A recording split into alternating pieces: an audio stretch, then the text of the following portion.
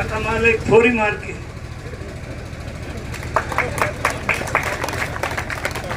शमशेर यह फोटो नहीं छपी नहीं तो तेरो मारो प्रदीप।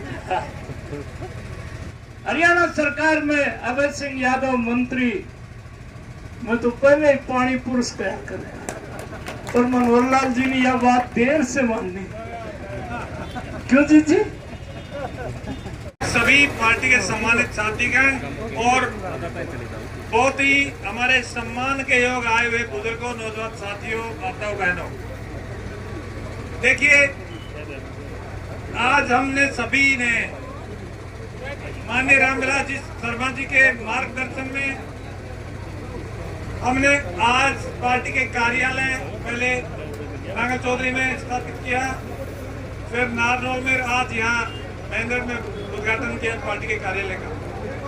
मेरा आपसे एक ही निवेदन है कि भारतीय जनता पार्टी ने की सरकार ने 2014 से 2024 तक इस जिले में विकास के जो काम किए हैं उससे बढ़िया सरकार आज तक 70 साल के पीरियड में कभी नहीं है।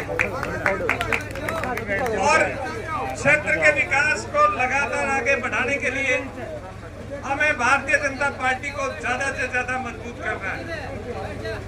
माननीय नरेंद्र मोदी जी निश्चित रूप से तीसरी बार देश के प्रधानमंत्री बनने जा रहे हैं और इस देश का भाग्य नए सिरे से लिखने का काम हमारी भारतीय जनता पार्टी की सरकार कर रही है। देश को देश में विदेश में हर तरफ देश की प्रतिभा का, देश के गौरव का स्तुतिगान हो रहा है। तो मेरा आपसे सभी से निवेदन है, क्योंकि ज्यादा समय नहीं है, पहले लेट हो रहे हैं, मेरा आपसे निवेदन है कि कमल के फूल पर निशान लगाकर, बटन दबाकर और आने वाली 25 मई को चौधरी धर्मवीर जी को पिछले साल जितने वोटों से जिताया था उससे भी ज्यादा वोटों से, रिकॉर्ड मतों से जिता के भेजना है। धन्यवाद, जय हिंद, नमस्ते। बहुत ही मान और सम्मान के योग्य आदरणीय रामविलास शर्मा जी, हमारे प्रभारी भी आए हैं सुभाष पुनिया जी, अभी मेरे सामने और आपके सामने बोल के अभी खड़े हैं मंत्री अभय सिंह जी, मैं इनके साथ खड़ा रहता हूँ। सीताराम जी, लक्ष्मण यादव जी, बहन संतोष जी, ठाकुर विक्रम सिंह जी, शशि परमार जी, घनश्याम सराफ जी, सारे के सारे साहब हैं। आज तो नहीं, पिछले भी साहब हैं। मैंने बीजेपी में हमने 10 साल से एक चीज सीखी है, ये संगठन की पार्टी है और संगठन किसको कहां कब बिठा दे और किसको कहां कब खड़ा कर दे, ये केवल भारतीय जनता पार्टी का संगठन नहीं कर सकता। थोड़ा उधर हो जाओ। आप लोगों ने जैसा कि आज माननीय रामविलास जी शर्मा जी के नेतृत्व में, क्योंकि एक शुभ मुहूर्त का समय होता है, आदेश इनका था कि मैं 2 जगह वहां पहले जाया हूँ, तब तक माननीय रामविलास जी ने यहाँ पर आपके सामने यह हवन सारा करवा लिया, समय पर करवा लिया, 11:15। हालांकि इलेक्शन कमीशन तो पहले ही चुनाव की घोषणा कर देता है, लेकिन चुनाव का सही समय तो नॉमिनेशन के बाद, विड्रॉल के बाद, जब निशान मिल जाएगा तभी शुरू होगा। परंतु आजकल क्योंकि लोकसभा क्षेत्र बड़े हैं, जनसंख्या ज्यादा है, वोटर भी बहुत होते हैं और उसके अंदर चुनाव का टाइम कम होता है, इसलिए इस चुनाव में हर वर्कर अपने आप को कैंडिडेट समझेगा, तभी हर आदमी के पास पहुंच सकता है। हमने इतिहास भी पढ़ा है और हमने सभी सरकारों के काम भी देखे। अपना देश आजाद हुआ 1947 में, हमारे से बाद में आजादी मिली चाइना 2 साल के बाद, लेकिन उनका नेतृत्व ऐसा मजबूत था जिसकी वजह से वही चाइना जो कभी नशेड़ी था, गरीबी थी, कुछ नहीं था, लेकिन नेतृत्व मजबूत था। उसका नतीजा क्या हुआ? आज अमेरिका, रसिया, जर्मन, जापान, उस देश से सारे देश डरते हैं। व्यापार पर कंट्रोल कर लिया उन्होंने। हमें आजादी मिलने के बाद हमें इतना बढ़िया नेतृत्व नसीब नहीं हुआ। हमने केवल सरकार चलाई, देश में ही चलाया। और जब कोई आदमी सरकार चलाता है तो जोड़ तोड़ की चलानी पड़ती है। कहीं तेरा एमएलए, तेरा कोई एमपी, कोई वोटर ना नाराज हो जाए। लेकिन देश चलाना अलग है। देश चलाने का मतलब है कि जैसे आज मोदी जी ने कह दिया कि हम 2047 तक इस देश को विकसित देश बनाना चाहते हैं। हमने वोट की चिंता ना करके हमारा लक्ष्य केवल एक है कि हम देश को आगे कैसे बढ़ाएं। और जब कभी मिली जुली सरकारें बढ़ती हैं, आप लोगों ने देखे हैं, जब मिली जुली सरकारें होंगी, एक ग्रुप 7 MP लेके आएगा, दूसरा 11 लेके आएगा। वो कहेगा मुझे रेल का महकमा चाहिए, तो दूसरा कहेगा मेरे को छोटा महकमा दे दिया। और तीसरा क्या कहेगा कि माड़ पानी का महकमा तो फला ले गया, मैं तो रह गया। जब ऐसी चीज हो तो करप्शन बढ़ती है, उस वक्त देश आगे नहीं बढ़ सकता। हम और आप तो प्रदेश में भी भुगत भोगी हैं। दूसरे जो साथी होते हैं वो कहेंगे मुझे ये महकमा चाहिए, मुझे ये महकमा चाहिए। नतीजा क्या हुआ आप सबके सामने। बहुत अरसे के बाद जब वाजपेयी जी इस देश के प्रधानमंत्री बने, केवल मात्र एक वोट के लिए ट्राई नहीं करी उन्होंने, सरकार चली गई। लेकिन उनका मकसद था कि मैं सरकार चलाना नहीं चाहता, मैं देश चलाना चाहता हूँ। यही बात बहुत अरसे के बाद हम मोदी जी ने, आप खुद देखते हो कि उनके फैसले देखिए, देश हित में देखिए। सबसे पहले बनने के बाद नोटबंदी करी, बहुत से आदमियों ने विरोध किया, करे उन्होंने जो 2 नंबर के थे। लेकिन नोटबंदी करने के बाद 1 नंबर वालों ने तो अपना पैसा ले वापस कर दिया, 2 नंबर वाले तो किसी किसी का हाथ में धरे थे, मेरा बदलवा दे, मेरा बदलवा दे, नहीं मेरा जाके। उसके बाद फैसला लिया जीएसटी का। ये क्या है जीएसटी? टैक्स तो हर सरकार लेती रही, लेकिन अलग अलग खिड़कियां थी टैक्स लेने की। जैसे आपने यहाँ दफ्तर खोला है और यहाँ कोई दुकान हो, दुकान का एक गेट होगा तो चोरी नहीं हो सकती, 6 गेट लगाओगे तो सामान चोरी होगा। ये जो अलग अलग टैक्स थे जिसकी वजह से चोर चोरी ज्यादा करते हैं, वही टैक्स जब मोदी जी ने प्रधानमंत्री की गद्दी संभाली, इस देश का खजाना मात्र साल में 18 करोड़ रुपए आता था। 18 लाख करोड़ रुपए, केवल और केवल 18 लाख करोड़ रुपया इसी के आसपास। लेकिन उन्होंने जीएसटी, नोटबंदी, आधार कार्ड लिंक कर दिया बैंक से, सारी की सारी चीजें जब ओपन आ गई, कौन क्या कर रहा है, तो 2.25 लाख से ज्यादा बड़ी बड़ी कंपनियां बंद करनी पड़ी। और वो कंपनियां क्या काम करती थी? इस देश के खजानों को लूट रही थी। कंपनी का मालिक बैठा है दुबई में, कंपनी का मालिक बैठा है बंबई में, और दुकान कर रहा है महेंद्रगढ़ में। दुकान 10 बाई 10, वहां तो आमदनी सारी 500 रुपए की, और कारोबार हजारों करोड़ का लेन देन। ये है देश की 2.25 लाख कंपनियां, और उन कंपनियों के माध्यम से देश का थोड़ा पैसा नहीं लूटा गया। आज अगर बजट देखोगे, वही बजट एक साल का 49 लाख करोड़ रुपए इकट्ठा होता है। 49 लाख करोड़ रुपए, ये 30-31 लाख करोड़ रुपया सालाना। वो 2.25 लाख कंपनियां जो बंद कर दी गई, आप उनका रिपोर्ट काट के देखिए कौन कौन क्या क्या करता है। यहाँ से सामान भेजना है किसी ने अरब कंट्रीज में, कोई सामान भेजेगा लंदन में, नाम लेगा कपड़े का, भर देगा बोरी, नाम लेगा मैंने कोयला या आयरन भेजा है, भरेगा भाटा, और फिर रिटर्न में वापस में डॉलर के तौर पर, और फिर भारत सरकार को चूना लगाते हैं मेरे 100 करोड़ रुपए वापस दो। और वो देने पड़ते हैं, क्योंकि एक सिस्टम उन कंपनियों के बड़े बड़े सीए, जिसकी वजह से इस देश को लूटा गया, पूरी तरह लूटा गया। इसलिए वो सारी कंपनियां राजनीतिक पार्टियों के माध्यम से दबाव बनाती हैं कि इस मोदी ने हटाओ, नहीं तो मारेगा, सारे मारेगा नहीं। ये 49 लाख करोड़ रुपया आप इससे 142 करोड़ की देश की जनता पर अब खर्च होने लग गया। उसी पैसे से देश में बड़े बड़े नेशनल हाईवे, बड़ी बड़ी रेल, बड़े बड़े मेडिकल कॉलेज, एम्स, केवल एक काम नहीं, दुनिया भर के काम स्टार्ट हो गए। देश की चारों तरफ बॉर्डर पर देखोगे तो 4 लेन सड़कें जो कभी थी नहीं। हमारा जब फौजी वहां जाता था चाहे जम्मू कश्मीर की बात हो, नॉर्थ ईस्ट की बात हो, गिर जाता था कई बार कश्मीर जैसी जगह में। हमारे पास हथियार नहीं थे चाइना से लड़ने के लिए। आज make in India, made in India, बाहर से भीतर से ऐसी ऐसी मशीन और ऐसे ऐसे हथियार आ गए कि चाइना जैसा देश भी डरने लग गया, वरना हालात बिल्कुल खराब हो चुके थे। और केवल यही नहीं, वेलफेयर के नाम पर आप देखिए 80 करोड़ आदमियों का 5 किलो अनाज देना, आयुष्मान कार्ड बना देना गरीब आदमी के लिए, और भविष्य में तो कर दिया कि 70 साल से ऊपर का हर आदमी इसमें कवर होगा। माननीय प्रधानमंत्री जी चाहते हैं कि 2047 से पहले हम धीरे धीरे इस देश के हर आदमी को उस के अंदर शामिल कर लें, उस प्लान में शामिल कर लें, ताकि कोई बीमार हो तो घर ना लूटे, सरकार उसको पैसा दे। आज किसान की बात देखिए, 6,000 रुपया कांग्रेस ने कभी नहीं देखे था कि हर साल खाते में अपने आप आ जाएगा।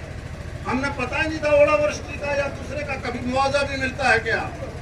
एक बार तो मुझे याद है रामविलास शर्मा जी ने पता नहीं कितने 300-400 करोड़ रुपए तो कुछ ही दम में बांट दिए चलते चलते। मैं डॉक्टर अभय सिंह करने को लिया, सीताराम जी, यानी ये पैसा किसी ने सोचा ही नहीं था। और जब मिलन लगे तो न्यू पैसे और दिवाओ 10 साल पहले पेरा ही बंदा किसी ने ये पैसा भी आ सकता है। तो अगर हम स्टेट की बात देखें, कांग्रेस और बीजेपी की सरकार में कितना अंतर है।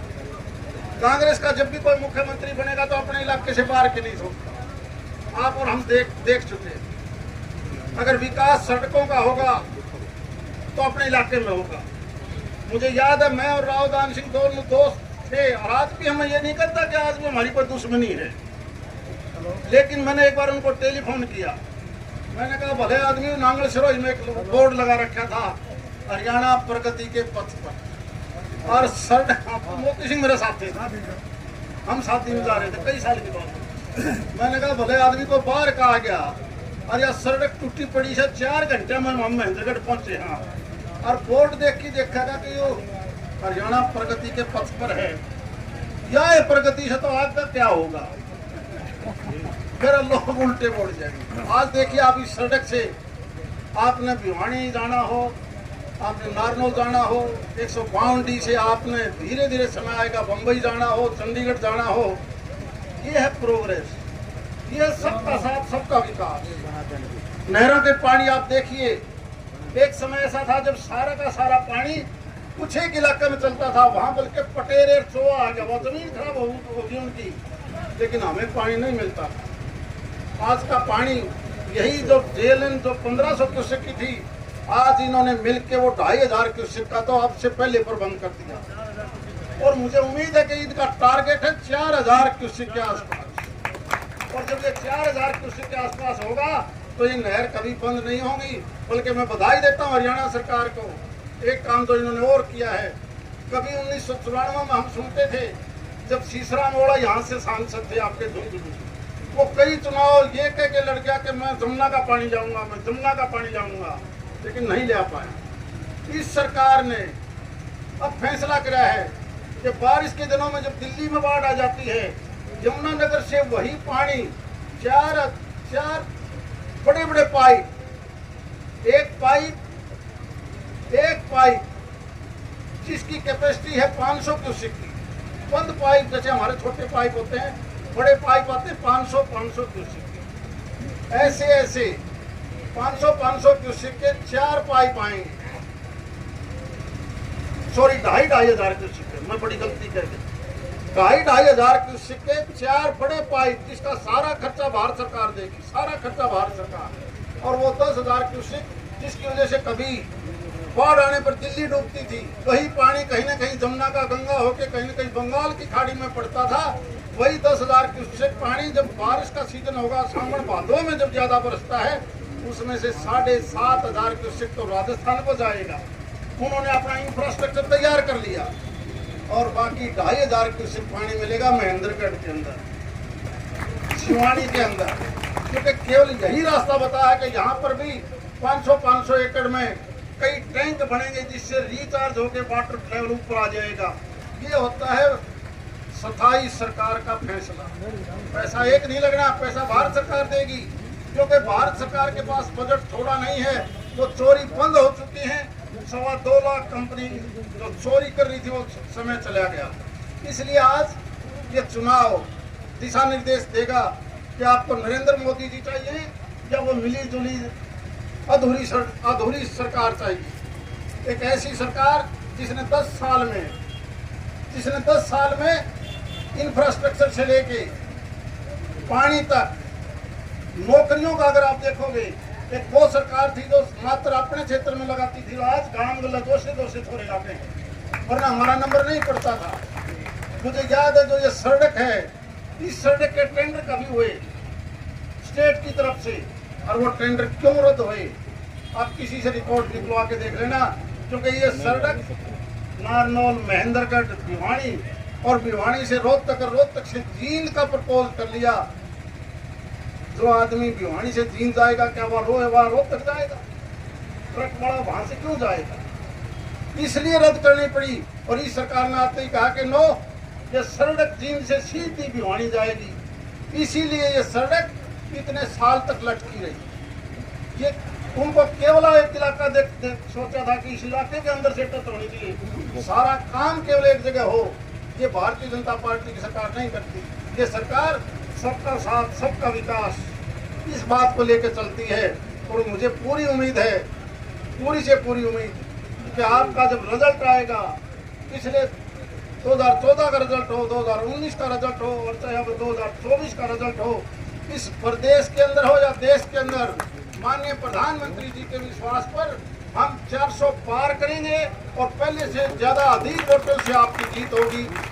और ये जो कि 7 से स्टार्ट हो गया, मेरी दूसरी छोटी सी प्रार्थना, रामविलास जी, अपन परसों कर लेंगे नॉमिनेशन, क्योंकि आज आप दफ्तरों का उद्घाटन नहीं हुआ था। तो बहन जी आपसे भी रिक्वेस्ट कर रहा हूँ 4 को ठीक 10 बजे, तो जितने साथी यहाँ बैठे हैं, मेरी सबसे प्रार्थना के नॉमिनेशन में वहाँ जरूर आओगे। वहाँ इकट्ठा होना है। वहाँ पर दफ्तर है अपना, वहाँ पर दफ्तर है। आज अभी तो उद्घाटन करके आए। मैंने वो जगह के लिए आपको Narnaul sorry, Sitaram marriage palace है, वही आपका अपना ऑफिस है। तो मेरी प्रार्थना 10 बजे वहाँ पर इकट्ठा होंगे, फिर नॉमिनेशन होगी। बाकी रामविलास जी बताना चाहते हैं। सीताराम जी पैलेस आज कितना शुभ मुहूर्त में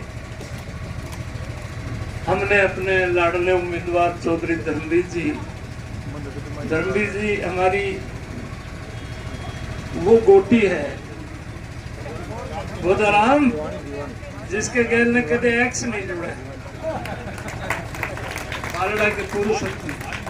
आज सारी सरदारी यहाँ श्यामपुरा से लेके और बवानिया तक, खुडाना, बसई, आकोदा से लेकर के कुरावड़ा, खेड़की, नांगल सिरोई तक, कुक्सी तक, काका ठीक किया। और विक्रम सिंह से लेकर के संतोष यादव तक, मुकेश गौड़ से लेकर किरण कलकल, दयाराम यादव तक, हरियाणा सरकार में अभय सिंह यादव मंत्री, मैं तो पहले ही पानी पुरुष कहा करे, पर मनोहर लाल जी ने यह बात देर से माननी। क्यों जी? हमारे लोकसभा के प्रभारी लक्ष्मण यादव जी, लक्ष्मण यादव केवल विधायक नहीं है, सिसोट में लड़का परनाया, डुलाना में लड़की परनाई। हमारे आपस में रिश्तेदारी के बड़े गहरे संबंध हैं। मैं धर्मवीर जी को अपनी सरदारी के भरोसे पर एक विश्वास दिलाना चाहता हूं। क्यों सतव्रत शास्त्री, बिल्लू खड़े हो तुम? ये खातेजड़ा का पूर्व सरपंच है। रोहतास थानेदार खड़े हो तुम? खारा का अभय सिंह यादव खड़े हो। आज खुडाना बैठा, आज बसई बैठा, आज आकोदा बैठा, आज मालड़ा, जगदीश यादव मालड़ा कट्ठे से गोदाराम करके नागी बैठा। आज गौड़ सभा, दिनेश वैद गौड़ सभा के अध्यक्ष हैं। 94 साल के काका माल खड़े नहीं डट जा नहीं पता नहीं डांस करे वो दिखा रहे हो काका उरसिया मेरे चूट ये माल जी बसई से पुराने सूबेदार हैं 94 साल की उम्र में इनको पता लग जाए यो मेरा टाबरा मामू छाजूराम यादव सरपंच बैठे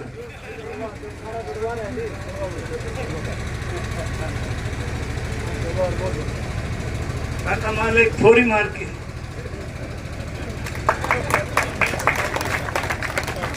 शमशेर यह फोटो नहीं छपी नहीं तो तेरो मारू प्रदीप हाँ।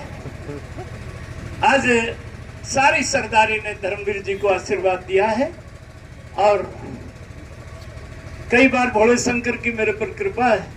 मैं कह देता हूँ भोला शंकर उस बात की रखवाली करता है। रेजांगला के सूबेदार रामस्वरूप जी एक बार खड़ा हो ना हवा सिंह मामन, ये रेजांगला के मुखिया लोग हैं। सूबेदार देशराज, आज हमने 4 तारीख को धर्मवीर जी का नामांकन करेंगे गाजे से और बाजे से। क्यों संदीप मारना?